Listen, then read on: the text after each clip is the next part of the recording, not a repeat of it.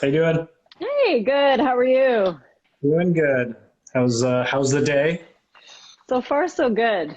Had a Good. rainy start down at the pier this morning, so Were it's you all were you good. outside? There was a group of relay runners who are raising money for monarch butterfly habitat and raising awareness Oh, no. about that. And so they ran through Burlington at 7:45 in the pouring rain down at the pier. So I was there to cheer them Awesome. on, which was interesting. But yeah, there's lots of information. People should check my social feeds about what it's all about and Nice. the Way to importance support. of, yeah, there Uh, you go. so I got pretty much my line of questioning today will be about two topics. COVID and COVID. Well, let's get more vaccine Yes. passport, Okay. and a couple of weeks ago we talked about development. So I'm going to throw some Yes. development question at you because I think the Waterfront Hotel. People were getting confused about that, so I'll throw some questions like that. So, but let's start with the vaccine passport. Sure. Starts off today. It's it starts today. So these are provincial regulations that if you want to enter the inside of certain facilities, services where you are probably going to be taking off your mask or being with people, crowds of people for any length of time, you have to show proof of vaccine. So those include sport facilities, restaurants inside, not on the patio, meeting and event space, just to name the main ones, fitness facilities and so forth. So of course that has an impact on city facilities and services because we have a meeting and event space. We also have lots of sport facilities. So if you are coming into one of our sports facilities, you will also have to show proof of vaccination. And some of those you've already had to do through your sport user governing body. So if you're in a hockey league, the governing body for that league would already be screening people, even to participate in the league, to make sure that they have their vaccine. So that all starts today. City Hall and libraries are exempt from that. Okay. You've pretty much answered every single one of my questions. I was going to ask 10 questions, but anyways, no, I'm kidding. We're very Um, efficient here on the In Halton show. So let me get into specifics here because a lot of restaurateurs, restaurants I'm friends with, and they all ask me questions because I have the privilege to talk to the mayors, and they're like, "Can you ask them?" And I'm like, "Yes, I will." Right. So the biggest question is what happens when an unruly customer gets to the door and says, "You know what? I don't want to give my vaccine status," and makes a scene. What does a restaurant do at that point? Well, they can bar entry. If someone still attempts to enter, that is obviously trespassing, even though it's a space that's open to the public, it's privately owned. Yeah. So they can call bylaw officers, they can call police who enforce trespass. So, hopefully it doesn't get to that. My message to everyone out there is be kind to each other. These are regulations that have been put in place for everyone's health and safety, and they're not new.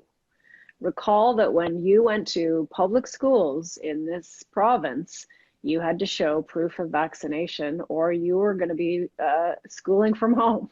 So Yeah. I had to get all the vax papers for my three kids when they were in schools. For decades, there's been proof of vaccines required to go to certain countries and gain access. So this is not new. Yeah. We know that obviously 90% of people, 95% of people are good. They're not going to cause a stink, but that 5% of people that probably protested in front of the hospitals, are the ones that are going to be causing the ruckus. In regards to customers then, right? If customers see that, that a restaurant is not asking people for vaccination status, what do they do? That can be reported as well and investigated. Similar if somebody was, serving alcohol to underage people, report Yeah. it to the appropriate authorities and they can take action and lay charges where appropriate or lay fines where appropriate. Okay. So, and then in other words, call 311 and not 911, correct? Is that?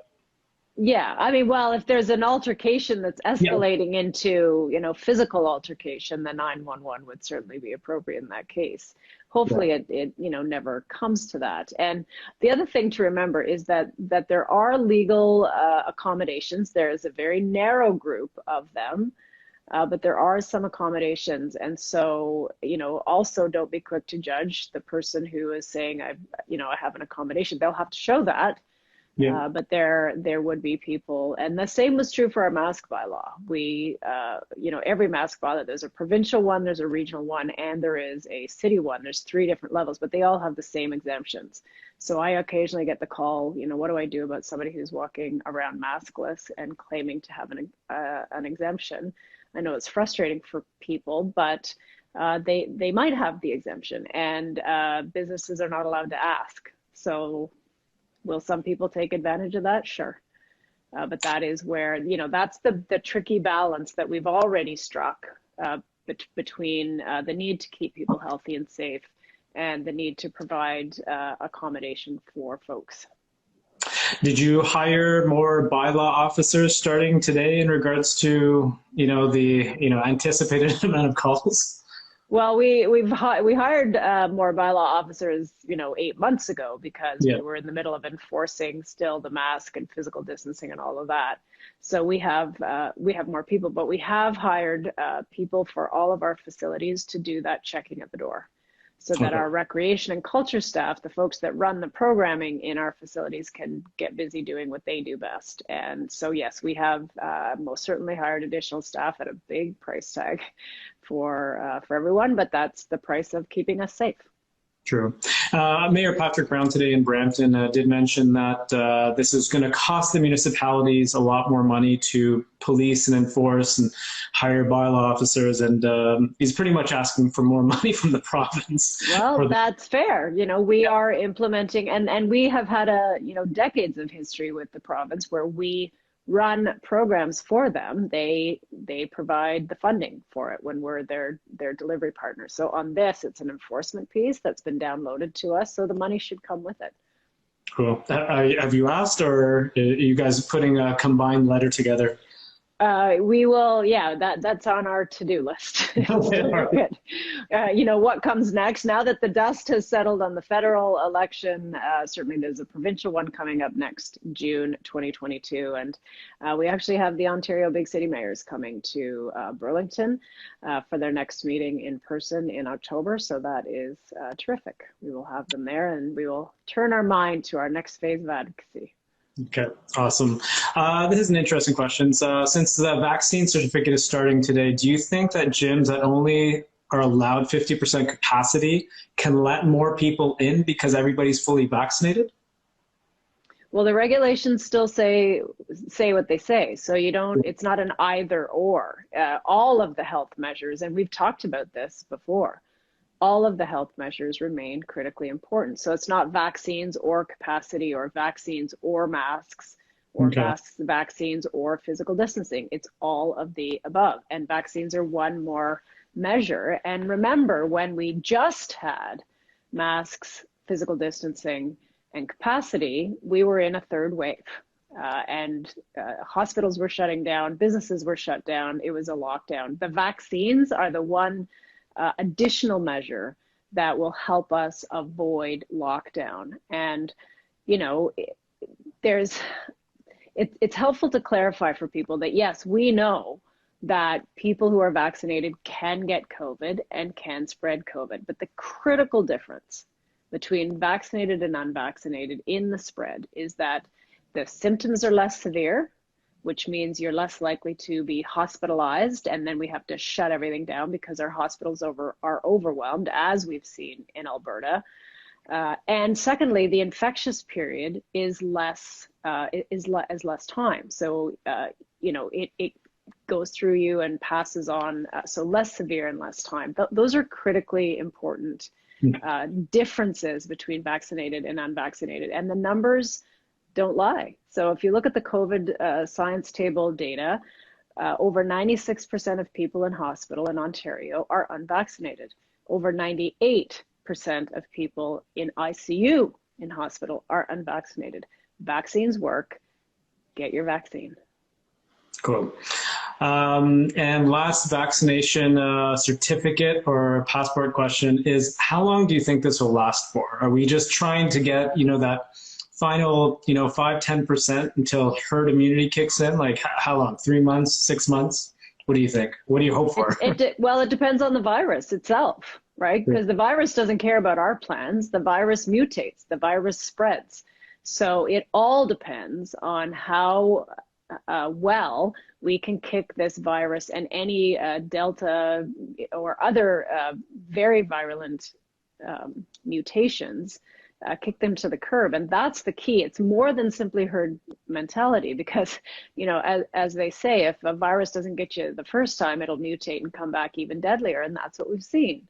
So that is why it's so critically important to eradicate the virus to the degree that we can so that it dies out. But we're nowhere near that. It's still out there. It's still active. And we are moving from a crisis phase when we were in lockdown to hopefully what has been termed a chronic phase. This is the living with COVID. This is employing every single measure for as long as it takes to keep us from avoiding lockdown and to keep us from overwhelming hospitals and to keep people healthy and out of hospital, even if they contract COVID.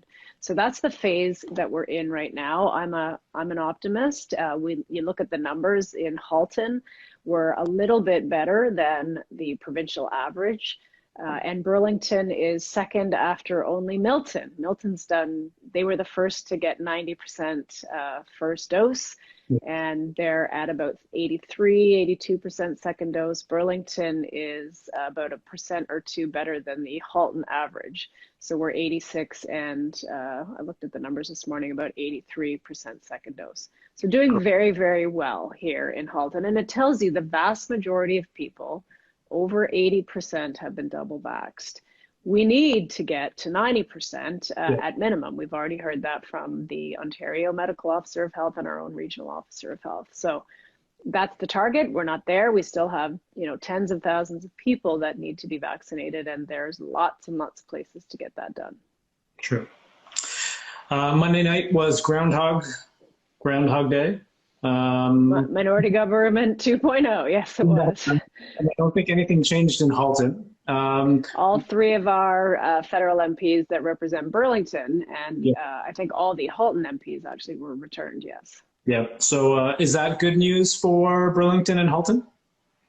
Well, we will work with whoever the voters send to us. And so there's a certain amount of continuity since, the three people who represent Burlington, and that's Karina Gould in Burlington, Pam Demoff in Oakville North Burlington, and Adam Vancouverden, who is Milton, but that includes a portion of rural Burlington. So we've been working with them for a number of years, obviously, and so there's a continuity, which is helpful. And we'll continue to press our case for infrastructure funding and predictable top-ups as well. Okay. Let's chat about developments in Burlington. So there's 12 pending applications for developments. Which one is the most contentious out of all of them? Well, it depends what neck of the woods in the city you are talking about, because it's contentious to any of the folks who live in the immediate area. So there's a number of applications in Aldershot area, Plains Road, that are more than what our old and our new official plan call for. So those are under review. Of course, there's the Milton Greens golf course redevelopment that is very contentious and not just for the folks who live around it. We've received thousands of petitions from people across the city and beyond who say this would be, not the right environmental move. And then in the downtown area, we've got several new ones that are all well beyond both what is planned for in the old official plan and the new official plan that we just passed in 2020. And probably of those, the most controversial is an idea to put two 35-story towers where the Waterfront Hotel is, right beside Spencer Smith Park. And it's really important to note that this is not even an application yet, much less any kind of approval. This is a proposal We require developers, when they're thinking about applying for something, to talk to the community first. We require them to take that community feedback into account and show us how it changed or modified their proposal when they eventually submit an application. So this is the very, very first step in a long process before this would ever get concluded by way of some sort of a decision. And the decision could be approve it. It could be absolutely not, don't approve it. Or it could be, we don't like what you've submitted, but we could live with this over here. So approve with conditions. And so we let our staff do their review work. They bring us a recommendation and then council votes on it. But of course, as we know, we're not the final decision maker. The Ontario Lands Tribunal, as long as it exists, and Regional Council voted unanimously that it was an antiquated body, undemocratic, that needed to be kicked to the curb. I still maintain that. It slows everything down. It costs everybody millions of dollars in hearings, legal fees, expert witnesses, and so forth, after you've already done all that work to get to a decision in the first place. So the OLT is the deciding body, and most, of the applications that have come forward in downtown Burlington have already been appealed to the Ontario Lands Tribunal. So what kind of community feedback are you getting for the Waterfront Hotel in Burlington? People don't want it. People don't want it? They do not want their redevelopment. They think it's out of scale. They think it's too high. They would either prefer all of it being purchased, if that were possible, by the city for parkland, or a much scaled back proposal. And if you look at the site right now, it's a hotel that is right beside the park, and then an empty surface parking lot to the east of that. Some folks have suggested flipping it if there's a redevelopment, and the open space being contiguous with the park and a building on one end. So not a parking lot, put that underground, but gaining more green space. And it's really important to note that whenever there's a redevelopment, if there are additional units that are added, we can collect parkland as land, 5% of a total site we can just claim as land for park, or parkland dedication to buy additional parks. So those tools exist right now for us on a project, on any project, but certainly on this one related to the desire for people to see more green space and a scaled back project. So that they were loud and clear at the public meeting that we held, that was their vision for what should be on this property. As a mayor, where do you stand on it? Well, we have an obligation to objectively review all of the information. And so that includes the application once it comes in. As I said, we don't have one. We are required to let our staff do their work. They have to review the application and make recommendations and bring their best recommendation to us, and then we review that. There are many touch points with the community, so that is a critically important piece of feedback. So all of those three, the applicant, the staff review, and public input, are the three things that will inform a decision if and when we get an application. It's not the first time we've seen a proposal here. I need to point that out. We've seen a number of different iterations and proposals. They've never come to an application yet. This one might, we don't know. But that's the steps that have to be taken before we render a decision. And council doesn't prejudge that or upend that. We let that process unfold and then make our best decision based on the review, the recommendation from staff, and what we've heard from the community. Sorry, is the Waterfront Hotel still open? Oh yeah. It's open, right? Yeah, absolutely. It is open. The parking is there. They have a restaurant in the ground floor. There's meeting space there as well. So yes, it is definitely open. Awesome. Why do you think there's so much interest in Burlington in regards to development? Is it just an awesome city? Well, it's the best city in the country, isn't it? Why wouldn't you want to live in Burlington?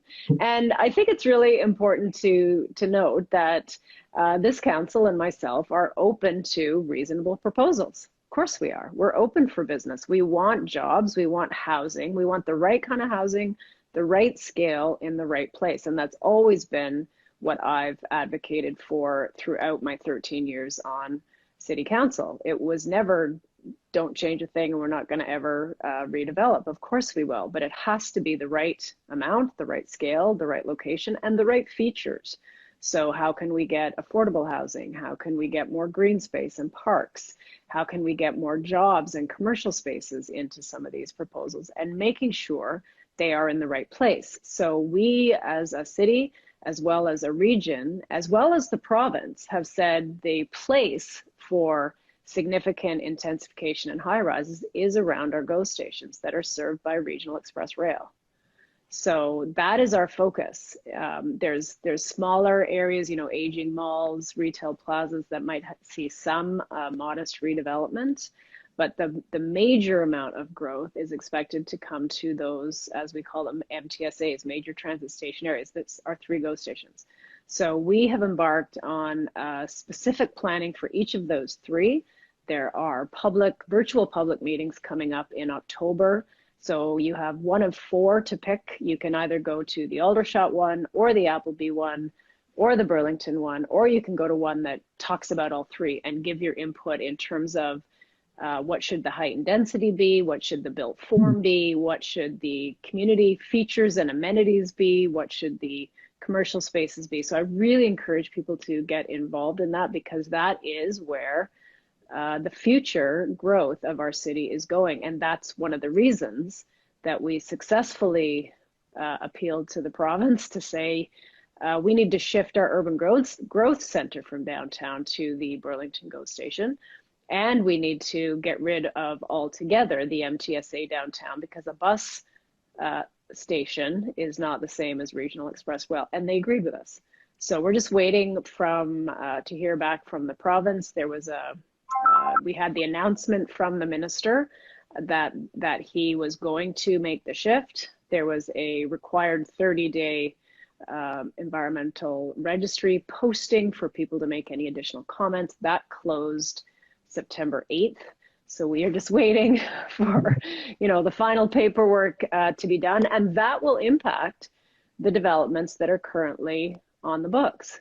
Because as soon as that decision is made, it's a bit unique because it's a minister's decision. As soon as that decision is made, it takes effect immediately, and you must reevaluate any application in light of that. So it's a little different than some of our other planning tools. So that is great news, and we need that sooner rather than later, simply because of all the applications that have come in. And those applications most certainly have relied on the UGC designation and the MTSA designation to in their minds, justify the increases beyond what is envisioned in our plan that they're looking for. So in other words, what you're saying is invest in Burlington now. Invest in Burlington anytime. The best time to invest in Burlington is 20 years ago, and the second best time is now. It's the way that's how we feel about trees too. The best time to plant a tree or invest in parkland was 20 years ago. The second best time is now. I'm going to use that one.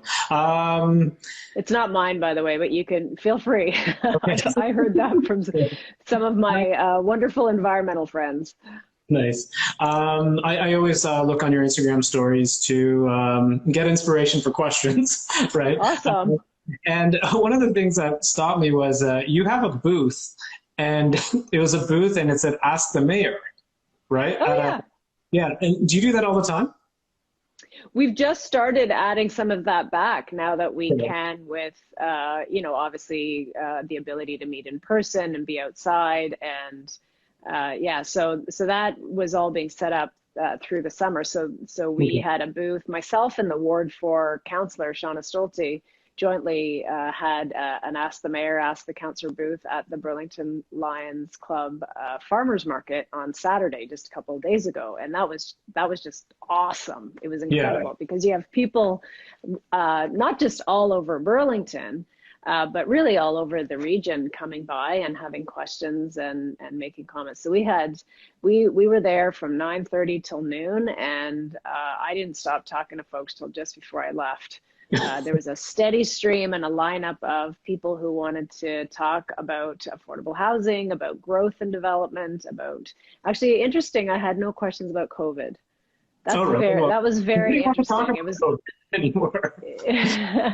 Yeah, they wanted to talk about things that are on their mind, which, you know, development and housing are two of the top issues on people's mind. How are we going to manage development so it's the community's vision that prevails, and how are we going to ensure that everybody, regardless of income, can feel welcome and have a home here in Burlington? And these are not easy. These are certainly not easy challenges, but these are the ones that we've taken for ourselves to turn our mind to. Do you get any like unique questions that you've never thought about in regards to Burlington that you're like, wow, that's actually a good idea or something? I get a lot of suggestions. So one, which we actually implemented, this started a couple of years ago, and we've talked about it before on the show, but the suggestion, somebody was traveling to a different city or country even, and said, look, I was at a beachfront community and they have these mats that go over the sand, so wheelchairs can go right down to the water. Any mobility device can go right down to the water. So our staff looked into that, and it was a bit of a process, but they're called Mobi mats. Mobility mats, maybe for short. And so we had those installed in the summer, and you know, the response from people in our city who rely on mobility devices, the fact that they could go right down to the water or sit with their friends who weren't in mobility devices, but they could sit right with them on the beach. So we get a lot of great ideas from people because they're out and about looking at what other communities are doing. And it's not just other communities in the region or the province. You know, we have people that are either from other countries, or they travel to those countries, or they have friends and family, and they say, you need to do this. Another recent one that came to my attention, and this is very appropriate this month. So September, of course, is the Every Child Matters month. On September 30th is Orange Shirt Day. So there is programming that is being led by Indigenous residents right here in the city of Burlington, down at Spencer Smith Park. We have lit the pier at occasions throughout the month, and certainly on the 30th, we've flown the Every Child Matters flag. And so somebody sent me a picture of a orange crosswalk with feathers in it, and said, why don't we have an orange crosswalk for Indigenous residents here in Burlington? So that's something that we're looking at as well. It's a great idea. That's awesome. So it's amazing you do that. I know some mayors that would not even think of doing that. So well, a lot of the great ideas come from the community, which is why I'm such a passionate advocate and a firm believer in community engagement. That, you know, we don't have all the great ideas. We have some, but you know, it's really working together and listening and hearing from your community that the best ideas emerge, and the breadth of ideas that come forward, and things that you may never have thought of. So we awesome. Really welcome that. I had to do a double take when I saw that booth. I was like, what is that? So yeah, that was really fun. Yeah, we're going to try and do it again. The farmers market is till the end of October, so we're going to try and do it again one more time in October. Awesome. And I asked this to the mayor of Mississauga, Bonnie Crombie, and I'll ask you this. The municipal election is just more than a 1 year away. Are you going to run for mayor again? Absolutely. All right, there we go. Okay. I said that really from the day I was elected the last time, that yes, I see this as more than a 4-year commitment. So if the residents are wanting me back, I am ready to serve, and I will be running again, yes. Awesome. Those are all the questions I have. Is there anything you'd like to talk about? I think we've covered it. Yes, I did want to talk about September 30th, but we did talk about that. So there's lots of information online, but it starts on around 3 o'clock down at Spencer Smith Park with a walk, and there's information booths, there's music, there's ceremony. It's going to be great. The other thing that the city did, and I believe we may be leading municipalities on this, is that we have chosen, and that information press release just went out today, at City Council, we voted this week to make September 30th a holiday for city employees. And but more than a holiday, an opportunity and time in the day where they're not doing other work, where they have the time to participate in events like that down at Spencer Smith, where they have time to read and educate themselves about the history of our relationships with Indigenous residents and why it's so important to act about the Truth and Reconciliation Commission recommendations and how municipalities and other agencies can implement those. So I have about 5 books. Here's one of many, a short story of short history of Indians in Canada. That's the title. Yes. There's this one, The Inconvenient Indian, Thomas King. I've ordered several for my own learning, and I'm currently reading 21 Things You Didn't Know About the Indian Act, and it is appalling when you read the ways that we restricted, stripped the culture, disrespected, and put barriers in place for Indigenous residents to farm, to live, to enjoy life, and tried every which way to, after we'd given them land for reserves, take it back. And so it's a tough read. It's not, there's nothing to be proud of in that. And certainly we've heard calls to the Truth and Reconciliation Commission to either get rid of altogether the Indian Act or, fundamentally alter what is in there. Reading what I have, certainly, that I absolutely support that. There needs to be significant changes. So we have a lot of work ahead of us. And it's been, years in the making already, but we're nowhere near where we need to be. Agreed. A lot of great online courses as well in regards to learning about absolutely Indigenous culture. So, yeah. University of Alberta has one. 2 of my staff are currently enrolled. I will be enrolling in that as well to take the course. It's just a busy time for us right now. So I will be doing that and reading the books, in the next couple of months. Awesome. Make sure that I can learn as much as I can, and I'm one of those folks that didn't just discover the residential schools when the graves were found. I've known about that for some time. Had the opportunity to tour the Truth, what's it called, the Human Rights Museum in Winnipeg, where it tells the story of our treatment of all visible minorities in our country, and a whole section on how we treated Indigenous residents. It's shocking. Yeah. And there's lots of things that we did that we shouldn't have, but it's important to remember our full history and then commit to being better.